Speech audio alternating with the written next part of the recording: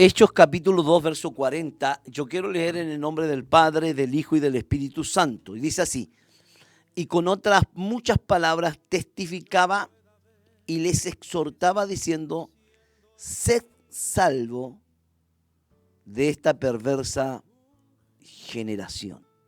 Sé salvo de esta perversa generación. Señor, yo quiero pedirte que me des gracia para hablar de tu palabra hasta ahora. Me ayudes para predicar bajo la unción del Espíritu Santo. Hay tanta gente escuchándonos a través de la señal AM, a través de las redes sociales, y yo necesito una unción especial. Y te lo pido, Padre, en el nombre de Jesús. Amén. Amén.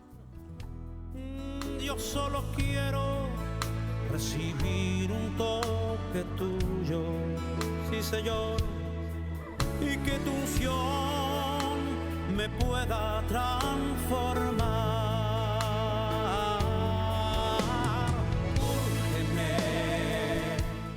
El apóstol Pedro, después de haber sido lleno del Espíritu Santo junto a otros 120 hombres y mujeres, da un mensaje de salvación y de arrepentimiento para el pueblo. Y le exhorta al pueblo a arrepentirse y a bautizarse. Era tanta la unción que tenía Pedro que cuando él termina de predicar, dice en el versículo 37 del capítulo 2, al oír esto se compungieron de corazón. Y dijeron a Pedro y a los otros apóstoles, varones hermanos, ¿qué haremos? Me llama mucho la atención cuando dice se compungieron del corazón. O sea, el mensaje de Pedro estaba tan lleno de la gracia de Dios que en ese momento la unción fue capaz de derretir literalmente el corazón y la gente se sintió desesperada, compungida del corazón. No fue un mensaje emocional, sino fue un mensaje netamente espiritual. Porque el mensaje de Cristo no debe tocar las emociones. Aunque el hombre tiene emociones porque somos seres creados con emociones y tampoco está mal emocionarse. Pero el mensaje de Cristo tiene que ir más allá de las emociones. Porque cuando hay emociones, muchas veces no hay un genuino arrepentimiento, es solamente un remordimiento. Pero aquí hubo un genuino arrepentimiento. Entonces ellos dicen, ¿qué haremos? Y ellos dicen, arrepentido, bautícese cada uno de ustedes en el nombre del Señor, para perdón de pecado. Y dice que con estas palabras y con muchas otras palabras les testificaban, diciéndose salvo de esta perversa generación. Ahora, esta palabra generación también aparece allá en el capítulo 24 de Mateo, y dice, de cierto os digo que no pasará esta generación hasta que todo esto acontezca. Aunque en la escritura la palabra generación, genea en griego, se usa en relación a lo que viven en determinada época, ¿cierto? Porque eso es lo que significa en la Biblia la palabra generación, personas que viven en una época. Pero también acá está hablando de un tipo de personas que tienen una particularidad y que se han pervertido. Y le llama perversa generación. Perversa generación. O sea, el mundo no es bueno. El mundo es malo. ¿Entiende? El mundo no es bueno, el mundo es malo. Entonces, cuando el hombre se arrepiente, cuando el hombre recibe al Señor, cuando el hombre se arrepiente, el hombre recibe al Señor, ¿qué pasa? Esa persona tiene que primero ser salvo de sus pecados, pero también ser salvo de esta generación. La primera prueba que tuvo Abraham entre todas las pruebas fue la prueba de apartarse. Sal de tu tierra y de tu parentela. Y eso tipifica la vida del cristiano, del creyente, tiene que aprender a apartarse del mundo. Esto no quiere decir que se va a ir a vivir a una montaña como un ermitaño, como lo hicieron los primeros monjes, ¿cierto? Que se apartaban y se iban a vivir a la montaña, se dejaban crecer una larga barba y se azotaban el cuerpo porque ellos decían que todo era pecado, querían apagar sus pasiones que ellos tenían como hombre. Y dice la historia que cuando su madre le llevaba comida, ellos ni la miraban, y tampoco si era una hermana para no codiciarla, porque cayeron en ese engaño que el diablo muchas veces levanta de que ellos tenían que vivir fuera de la ciudad, tenían que vivir poco menos como verdaderos, como ermitaños, ya dije la palabra.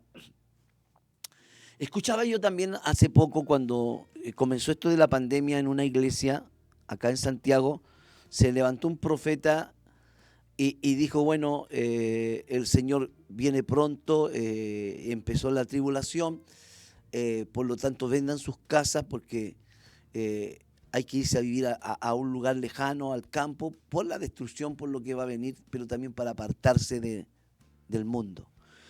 Y lamentablemente mucha gente cometió eso y se fue a vivir, ¿cierto? A un campo y dejaron todo, cerraron la iglesia. Pero esa no es la manera de ser salvo de esta perversa generación. La Biblia habla de apartarse de las costumbres, de las cosas que el mundo hace, pero no de vivir como el avestruz con la cabeza, ¿cierto?, enterrada ahí en la tierra, para no ver la realidad.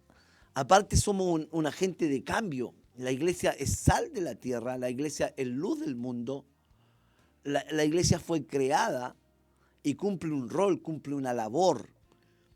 La iglesia no fue creada para ser, ¿cierto?, una isla ahí desértica, ni una colonia. No es una colonia. ¿Qué es una colonia? Por ejemplo, en los países siempre existe la colonia de los italianos y se juntan entre ellos, son clanes que se dividen.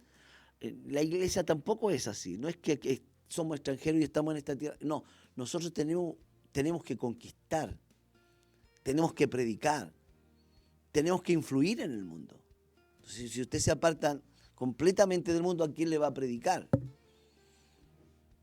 Entonces, cuidado. Hay una perversa generación de la cual ser salvo, pero significa que yo lo que antes practicaba, ahora no lo practico. ¿Ah? Ahora no lo practico. Al contrario, ahora lucho contra el pecado, ahora predico contra el pecado y le hago ver y le exhorto a la gente que se vuelva de sus malas obras. ¿Ah? Pero no podemos nosotros, ¿cierto?, caer en eso de irnos, de escondernos en la montaña o de vivir como cavernícolas. Eso no está bien, no está bien, porque somos agentes de cambio, somos la luz del mundo, somos la sal de la tierra y tenemos que cambiar a este mundo con un mensaje que Dios nos ha dado. Tenemos las herramientas, las armas de nuestra milicia no son carnales, son poderosas en Dios. Cuando Dios saca al pueblo de Israel de Egipto, Él los manda a conquistar la tierra prometida. Ellos tienen que luchar contra el amorreo, contra, ¿cierto?, el cananeo, el jerjeseo y contra todos esos enemigos y tienen que conquistar esas tierras. Él no los llama para que se encierren, para meterse en una burbuja. No, ellos tienen que conquistar esas tierras porque tenían costumbres groseras, costumbres toscas, eran saqueadores con instintos salvajes y ellos tenían que luchar. Ahora, la iglesia cumple una función. Nosotros no vamos a luchar contra la gente porque no tenemos lucha contra sangre y carne, sino contra potestades, contra principados que habitan en las regiones celestes y que influyen en el comportamiento de la gente. Gente que está actuando, lo mismo acá, Si usted ve, los amorreos eran saqueadores, groseros, toscos, con instintos salvajes. Y hoy día hay mucha gente que tiene ese estilo de vida. Ese estilo de vida. Y lamentablemente, lamentablemente hay mucha gente que ha sido arrastrada. Yo me recuerdo para la época del estallido social. Mucha gente dice haber visto, yo no vi, pero me contaron algunos amigos que vieron a gente cristiana saqueando supermercados, con un televisor, saqueando. Imagínense ese instinto animal, ese instinto salvaje, violento, saquear. Ahora, yo vi padres con hijos saltando un supermercado y robando. Y decía yo, ¿y qué le va a enseñar un padre a un hijo que no robe si él está saqueando con sus hijos? Si él está robando. Si él está robando. Porque eso, que Dios nos guarde, que Dios guarde a Chile, porque eso podía despertar en cualquier momento. Así como está la sociedad, así como está la inflación, así como está la carestía, los productos subiendo, ¿cierto?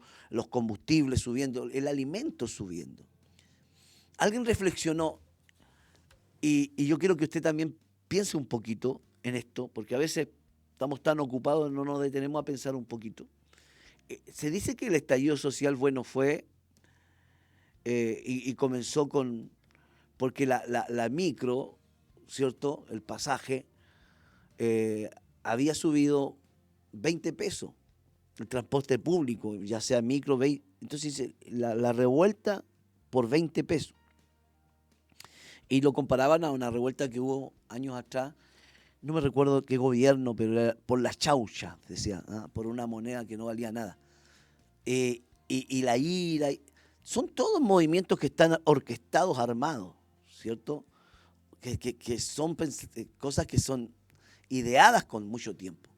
Pero imagínense, por 20 pesos, un estallido social, por 20 pesos la gente se vuelve loca, sale a las calles. Y si os ha puesto a pensar usted hoy día, el pan prácticamente ha subido de esa época 2 veces y en algunos lugares hasta 3 veces. Hay lugares donde el pan está a 2.200 pesos. Y hay otros tipos de pan en los supermercados, 2.600 pesos. El otro día fui a comprar y todavía venden pan frío. Yo no sabía, una panadería. Y vi a un caballero que estaba comprando pan, y 3 kilos de pan. Y me acordé, en nuestra niñez nosotros comprábamos pan frío, porque es mucho más barato. Pan frío significa pan de ayer, a la panadería. Entonces, ¿hasta dónde está llegando esta sociedad? Y si esto estallara, vendría otro estallido social, ¿cierto? Y la violencia. Me acordé de esto porque los amorreos eran groseros, eran toscos, saqueadores con instintos salvajes. Y ahí hay otra palabra, instintos salvajes. ¿Acaso no es así esta generación? Por cualquier cosa te matan, por un celular de 50.000 pesos o 100.000 pesos. Te matan por cualquier cosa. Instintos salvajes, violan, asaltan, portonazos a la orden del día. Entonces, esta es una generación perversa. Dice que los cananeos y los amorreos fueron los que destruyeron Ur de los caldeos. Es interesante porque Dios saca a Abraham de Ur de los caldeos. Hay otro dato, que también eran gigantes, que había una mezcla genética ahí. Eran gigantes los amorreos. Entonces, cuando Josué dice, escojan ustedes a quién servir, si a los dioses que sirvieron vuestros padres al otro lado del río con los amorreos, pero yo en mi casa, a ver, yo no sé cuántos pueden decir ahí, y yo en mi casa serviremos a Jehová. Yo en mi casa serviremos a Jehová. Vivimos en una generación perversa. Y Dios quiere salvarnos de esa generación perversa. Es muy difícil en este tiempo luchar. No nos preparamos antes. Aquí en Chile teníamos que haber tenido que tiempo colegios cristianos por la cantidad de evangélicos que tenemos. Muchas denominaciones gigantes nunca hicieron un colegio, nunca hicieron una universidad. Quizás no estaba la visión, el pensamiento. Pero hoy tenemos que conformarnos, que los profesores siembren en nuestros hijos, los nietos, el ateísmo, la ideología de género y un ramo nuevo en la universidad, el feminismo, el empoderamiento. Un ramo nuevo. Una generación que cada vez está más perversa, perdida. Entonces, si la iglesia no prepara a los niños desde pequeños, si no hacemos una buena escuela dominical, los pastores, porque a veces es fácil decir que no hay muchos niños. No importa, si hay 3, 4, hay que hacerle una escuela dominical. Ayer me decía la profesora, la hermana Sandra, ella es profesora de las, antes de las señoritas están las adolescentes, que son chicas entre, no sé si son entre 12 y 14 años, pero las adolescentes, y hablan de todos los temas, del lesbianismo, y estaban hablando fuertemente de la pornografía, cómo está dañando. Porque la mentalidad ahora de un niño de 12 años no es la mentalidad de un niño de 12 años de hace 40 años atrás. Cuando yo tenía 12 años, 40 años atrás, siempre hubo pecado. Pero la mentalidad de un niño de 12 años ya no es la mentalidad de un niño de 12 años de hace 20, 30 años atrás. Es muy distinta. La información que ellos tienen, la información que ellos manejan, es distinta. Está todo a la mano, está todo a un clic. Pornografía. Ya no tienen que ir al cine, ¿cierto?, para ver una chica en traje de baño o en ropa interior. En las películas siempre ha habido pornografía, pero el acceso era más difícil. Y lo que te mostraba la película era máximo, era eso, una película, ¿cierto? Pero hoy día no, hoy día los muchachos tienen acceso a cualquier cosa, lo que quieren saber está en un clip, el celular. Ya no es como cuando salió el computador, muchos decían, bueno, vamos a tener un computador, pero va a estar acá, donde mis ojos te vean. Lo vamos a poner acá en la sala, en el living, pero ahora ya no es así. Ya no puede. Hay padres que todavía manejan y dicen, bueno, mi hijo yo no le voy a poner celular o no le voy a dar un celular, pero es tan difícil en este tiempo. Entonces, ¿cómo vamos a nosotros a ser salvos de esta perversa generación? El punto número 1, yo creo que mañana, si Dios nos permite, vamos a seguir con esto. Punto número 1, hay que primero enseñarlo, instruir al niño. Porque sí o sí el niño va a hacer algo cuando usted no esté presente. Y él tiene la decisión de hacer lo bueno o lo malo. Y la Biblia dice, instruye al niño en su camino.